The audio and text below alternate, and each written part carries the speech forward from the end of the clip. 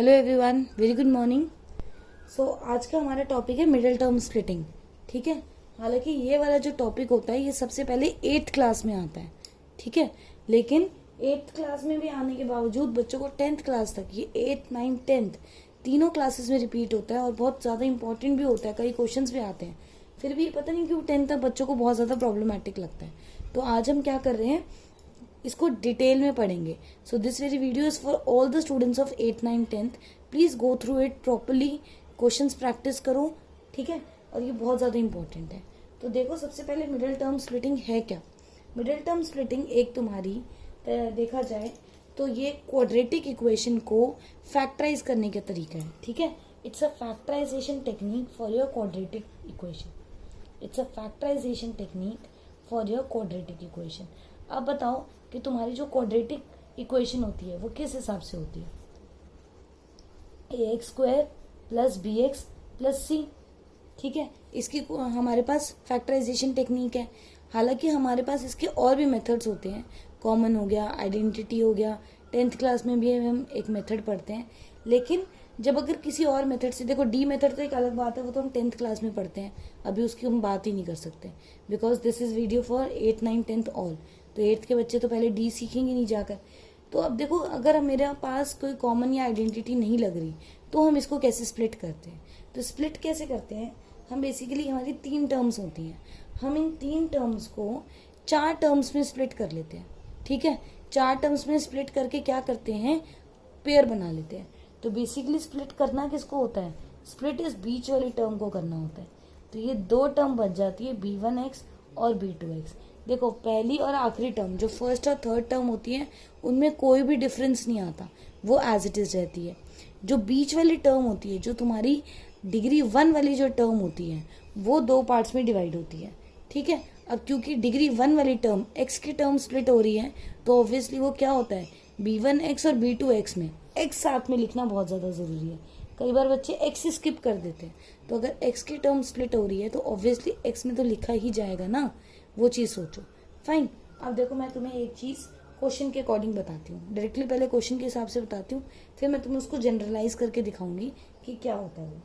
अगर मैं एक क्वेश्चन लिख देती हूँ, पहले एक सिंपल सा क्वेश्चन कुछ उठाते हैं। जैसे एक बहुत सिंपल सा क्वेश्चन होता है, x² माइनस का 5x प्लस 6। ये तुम्हारे एनसीईआरटी में भी होगा। ये बहुत सिंपल क्वेश्चन है, बहुत बार आया हुआ क्वेश्चन। अब देखो होता क्या है, एक्चुअली हमें क्या करना पड़ता है, इसमें एक प्रोडक्ट टर्म और सम टर्म की बात होती है। एक प्रोडक्ट टर्म होती है। ठीक है, अब प्रोडक्ट टर्म होती क्या है, प्रोडक्ट टर्म होती है जो हमारा इसका कोफिशिएंट होता है जो कि a होता है, और ये जो हमारी कांस्टेंट टर्म होती है, इन दोनों का प्रोडक्ट, इसीलिए इसको प्रोडक्ट टर्म कहते हैं। बेसिकली a और c का प्रोडक्ट होता है। तो अगर मैं यहाँ पे लिखूँ तो मेरी जो p टर्म होती है वो a इंटू सी होती है। ठीक है, तो यहाँ पर a क्या है 1 और c क्या है 6, तो प्रोडक्ट टर्म क्या हो गई 6। अब जो सम टर्म होती है, वो सम टर्म क्या होती है, मेरे पास थोड़े से मार्कर यूज कर लेते हैं ताकि अलग अलग पता चल जाए। सम टर्म होती है ये वाली, तो सम टर्म हो गया मेरे पास माइनस का 5। सम टर्म क्या होती है मेरी b। ठीक है, ये हो गया। अब देखो ध्यान से, अब तुम्हें करना क्या है, तुम्हें 2 ऐसे नंबर्स निकालने हैं जिसको मल्टीप्लाई करके तुम्हारे पास आ जाए। मल्टीप्लाई करके क्या आ जाए तुम्हारे पास, माइनस का 6 और प्लस करके क्या है, माइनस का 5। तो देखो कौन कौन से ऐसे टेबल हैं जिसको मल्टीप्लाई करके 6 आता है। अगर मुझे 6 चाहिए तो 3 इंटू 2 6 होता है, 6 इंटू 1 6 होता है। ठीक है, अब 3 और 2 को प्लस करने पर क्या आएगा, देखो अब इसमें एक कंडीशन है, मैं यहाँ पे प्लस का कॉलम बनाती हूँ और यहाँ पर माइनस का कॉलम बनाती हूँ। ध्यान से समझना, 3 और 2 को प्लस करके 5 आता है, माइनस करके 1 आता है। 6 और 1 को प्लस करके 7 आता है, माइनस करके 5 आता है।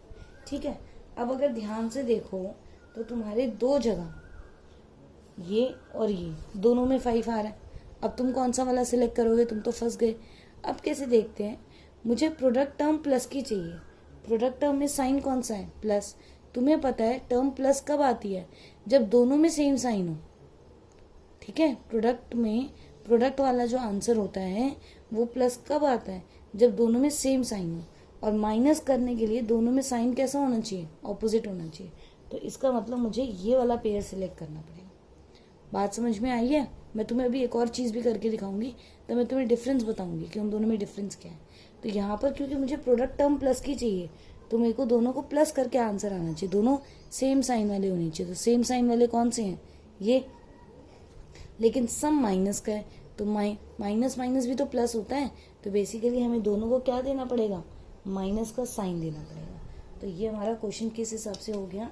मैं लिखूंगी x² अपनी जगह, 6 अपनी जगह, और 5x को क्या लिखूंगी?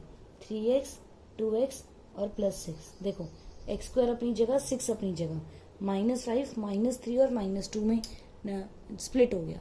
अब किसी को कंफ्यूजन तो नहीं है इस बात में कि -3 और -2 में क्यों स्प्लिट हुआ, +3 और +2 में क्यों नहीं स्प्लिट हुआ?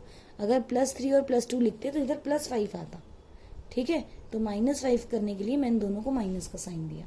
अब तो सिंपल है, मेन यही सोचना होता है। मिडिल टर्म स्प्लिटिंग तुम्हें मेन यही सिखाती है। ठीक है, अब तो जो है वो सिंपल सा प्रोसीजर है। इन दोनों का पेयर बनाओ, इन दोनों का पेयर बनाओ। x हो गया x - 3, इधर से -2 कॉमन लो। प्लस के साइन का मतलब होता है 2 माइनस के साइन, प्लस का मतलब होता है 2 माइनस का साइन। तो मैंने ये एक माइनस बाहर ले लिया, अब -2 बाहर चला गया तो x बचा, एक माइनस बाहर चला गया तो एक माइनस अंदर बचा, और 6 को इधर 2 से डिवाइड करा तो 3। अब कौन सी दो फैमिली बन गई? अब ये दोनों फैमिली बन गई।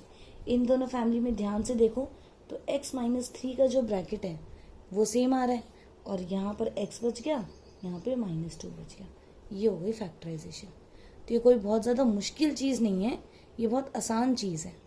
ठीक है, लेकिन अब मैं तुम्हें एक चीज़ बताती हूँ, एक तुम्हें कंपैरिजन करके बताती हूँ कि आंसर कैसे वेरी कर जाता है। देखो, मैं इसीलिए इसी पेज पे कर रही हूँ ताकि तुम कंपैरिजन कर सको। एक क्वेश्चन लिखो x² - 5x - 6। अब कई बच्चों को तो क्या लगेगा कि भाई ये दोनों तो सेम क्वेश्चन है, सिर्फ एक साइन का ही तो डिफरेंस हुआ है, ज़्यादा कुछ डिफरेंस तो है नहीं। क्योंकि अगर देखा जाए तो प्रोडक्ट टर्म और सम टर्म भी सेम है। प्रोडक्ट टर्म क्या आएगी? सिर्फ -1 साइन टर्म चेंज आएगा, और जो सम टर्म आएगी वो क्या आ रही है? सम टर्म भी सिर्फ इसके अकॉर्डिंग आएगी, तो ये हो जाएगी -5। लेकिन अब ध्यान से देखो, 2 नंबर का प्रोडक्ट नेगेटिव आना है। ठीक है, तो मेरे पास ध्यान से देखो, 2 नंबर का प्रोडक्ट नेगेटिव कब आता है? प्रोडक्ट नेगेटिव तब आता है जब तुम्हारे पास दोनों के साइन ऑपोजिट हों। अगर दोनों के साइन सेम लोगे तो प्रोडक्ट हमेशा पॉजिटिव आएगा। अब दोनों का जब प्रोडक्ट नेगेटिव है, मतलब ए और बी दोनों के साइन कैसे आने चाहिए? ऑपोजिट आने चाहिए। जैसे अगर मैं तुम्हें बताऊं तो या तो -a × b हो, या फिर a × में माइनस का b हो।